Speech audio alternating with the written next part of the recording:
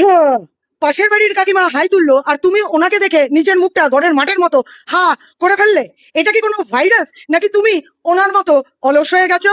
না না, case jaundice বস। অনেকে ভাবে শরীরে অক্সিজেনের আকাল পড়েছে তাই হাই উঠছে। ঢপের চপ, যেটা ভোটের আগে মন্ত্রীরা আমাদের খাইয়ে দিয়ে যায়। আসলে হাই তোলা হলো তোমার মাথার জন্য একটা ফ্রি সার্ভিসিং।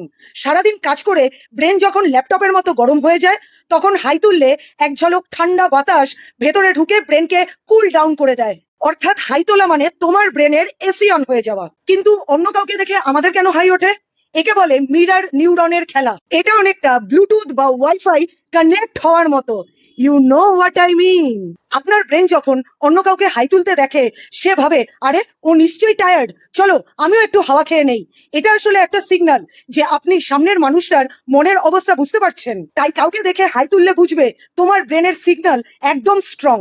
ভিডিওটা দেখে যদি তোমারও এখন একটা বড় করে হাই ওঠে, তাহলে বুঝবে তুমিও আমার সাথে কানেক্ট হয়ে গেছো। ভিডিওটা ভালো লাগলে জলদি সাবস্ক্রাইব করো আর এই ভিডিওটা বন্ধুদেরকে শেয়ার করে দেখো যে তাদের হাই তোলার ওয়াইফাই ঠিকঠাক কাজ করছে কিনা।